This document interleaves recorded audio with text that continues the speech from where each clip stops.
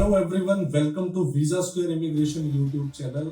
आज का जो टॉपिक है वो थोड़ा सा टची हो सकता है टॉपिक कुछ लोगों के लिए।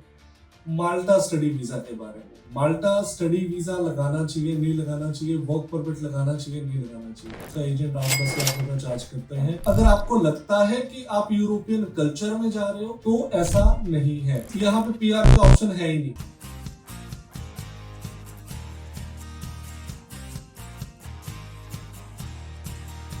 सबसे पहले वर्क परमिट की अगर बात करूं उसके फेवर में तो मैं कभी होता ही नहीं हूँ। रीजन भी, वर्क परमिट पे आप जाते हो, सबसे पहले आपको जॉब पसंद आए ना आए, काम पसंद आए ना आए, आपको जितनी सैलरी प्रॉमिस की है वो मिले ना मिले, जो काम आपका 1-2 लाख रुपए में हो जाना चाहिए था उसका एजेंट 8-10 लाख रुपए चार्ज करते हैं। और वहां जाके फिर बच्चे को समझ भी आ जाता है कि यार मैंने बहुत ज्यादा पैसे पे किए हैं इस छोटे से काम के, और जाके डिलीवरी जॉब्स और ये सारी जॉब्स आपको मिलती हैं तो आप बहुत नेगेटिव हो जाते हैं उन चीजों को लेकर। तो वर्क परमिट चूज करना मैं इसके फेवर में नहीं हूँ। अब बात करते हैं स्टडी वीजा की। क्या माल्टा स्टडी वीजा चूज करना चाहिए, नहीं करना चाहिए? मेरे पास 4-5 नेगेटिव पॉइंट है। देखो, कुछ पॉजिटिव पॉइंट भी होंगे। मैं ये सिर्फ बेसिकली वीडियो बना रहा हूँ। अगर आपको लगता है कि आपके लिए ये पॉइंट ज्यादा बड़े नहीं है तो आप माल्टा चूज कर सकते हो। बट अगर आपको लगता है कि ये पॉइंट्स वैल्यू रखते हैं तो आपको कुछ ऑल्टरनेट ऑप्शन देखना चाहिए। सबसे पहला पॉइंट आ जाता है, बहुत सारे एजेंट ऐसे बच्चों को कह के भेज देते हैं स्टडी वीजा, एयरपोर्ट से आप उतरोगे आपको मर्सिडीज लेने आएगी, ये लेने आएगी। ऐसा कुछ नहीं। कोई भी अगर एजेंट ऐसा बोल रहा है तो दूर भाग जाओ, उससे बात भी मत। सेकंड पॉइंट आ जाता है कि आप यूरोप में जा रहे हो। हाँ, शेंगन कंट्रीज का पार्ट है माल्टा, बट अगर आपको लगता है कि आप यूरोपियन कल्चर में जा रहे हो तो ऐसा नहीं है। अगर आपके कोई नॉन में ऑलरेडी है उनसे बात करके देखना तो आपको इस पॉइंट पे क्लैरिटी आ जाएगी। अगली बात करते हैं, इसमें बहुत सारे बच्चों को ये लगता है कि यार कोई इंटरव्यू नहीं देना, आइल्स पीटी की रिक्वायरमेंट नहीं है और सारे पैसे वीजा के बाद देने हैं।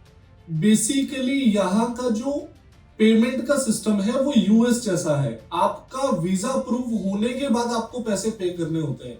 तो ऐसा कुछ नहीं है कि एजेंट अपने पॉकेट से कुछ पे करके आपको वीजा प्रोवाइड करा रहा है। और जितनी फीस होती है वो फीस पहले ही एक्सपेंसिव है, 5 लाख से शुरू हो रही है, और आप फिर उसके ज्यादा उनको 2-3-4 लाख रुपए ऊपर भी पे करते हो जो वर्थ नहीं है। आप खुद भी कर सकते हो अगर आप माल्टा जाना चाहते हो। बहुत इजी प्रोसेस है, बहुत मुश्किल प्रोसेस नहीं है। अगली बात करूं पीआर के ऑप्शंस, यहाँ पे पीआर के ऑप्शन है ही नहीं, ये कोई पीआर नहीं देते। तीसरा एक पॉइंट आ जाता है कि आपको लगता है कि कल मैं अपने फ्रेंड्स को, फैमिली को टूरिस्ट वीजा, विजिटर वीजा पे बुला लूंगा यहाँ पे, तो भूल जाओ, वो नहीं मिलता।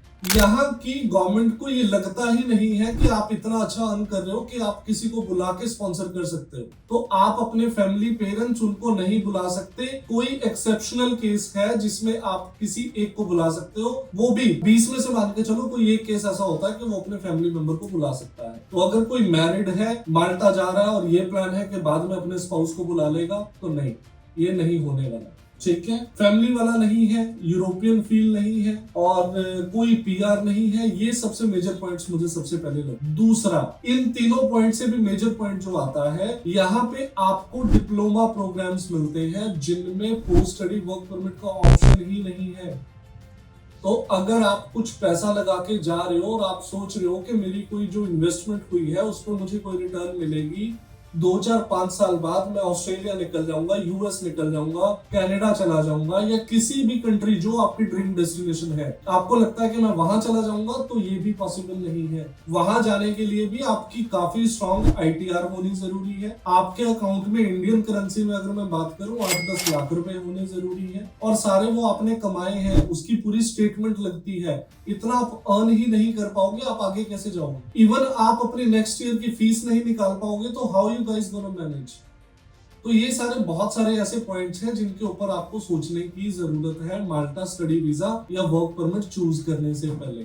यहाँ पे अगर बोल्ट वगैरह की डिलीवरी जॉब्स पे मिलती है, उन जॉब्स पे भी तो आप डायरेक्ट जाके एनरोल नहीं हो सकते, किसी और के नाम पे काम करते हो, उनको आपने डेली कुछ ना कुछ एक रेंट देना होता है उनकी आईडी यूज करने का। उसमें आपको at the end of the day 10-12 घंटे मेहनत करने के बाद बचना कुछ नहीं है। तो माल्टा की बहुत सारी डार्क रियलिटीज हैं, बहुत सारे ऐसे इन्फ्लुएंसर एजेंट्स हैं जो आपको गलत गाइड करते हैं। आपको एक्चुअल में कोई ऐसा बंदा देखना चाहिए जो ऑलरेडी वहां पे है, जिसकी बात का आप ट्रस्ट कर सको, और उनसे आप एक बार बात करो। उसके बाद फिर डिसाइड करना कि आपको माल्टा जाना है या नहीं जाना है।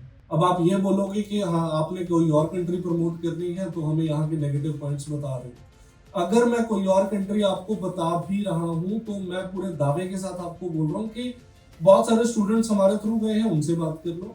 आप अपनी रिसर्च करो, इन डेप्थ जाओ, उसके बाद डिसाइड करो कि जो ऑप्शन मैं बोल रहा हूँ, स्लोवेनिया का ऑप्शन मैं आपको बोलता हूँ। स्लोवेनिया में 2-2.5 लाख रुपए आप जेन्युइनली कमाओगे और आपका लिविंग एक्सपेंस भी 20 से 25 हजार ही है।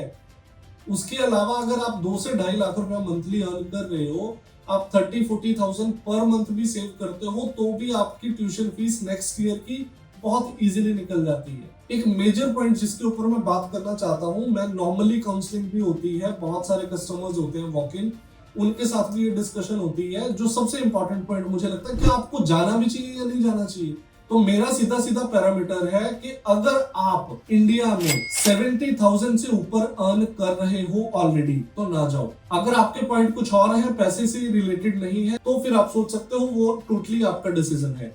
बट अगर आपको पैसे कमाने जाना है और आप यूरोपियन कंट्री जो 10 लाख से नीचे की कंट्रीज हैं, जिनकी कॉस्टिंग 10 लाख से नीचे है, जिसमें यही आगे लातविया, लिथुआनिया, स्लोवेनिया, चेक रिपब्लिक हो गया, हंगरी हो गया, पोलैंड हो गया, इन कंट्रीज में अगर आप जा रहे हो और आप सोच रहे हो कि आप जाके बहुत अच्छा अर्न कर लोगे, तो शायद ये कंट्रीज आपके लिए नहीं है। अगर आप 70,000 के आसपास कमा रहे हो, यहाँ किन बच्चों को जाना चाहिए जिनको काम करते 2 साल 3 साल 4 साल हो गए हैं, 20, 30, 40, 50,000 तक यहाँ अर्न कर रहे हैं, वो अपनी लाइफ को थोड़ा अच्छा करना चाहते हैं, अच्छा अर्न करना चाहते हैं, यूरोपियन कल्चर में रहना चाहते हैं, वो इन सारी कंट्रीज को चूज कर सकते हैं।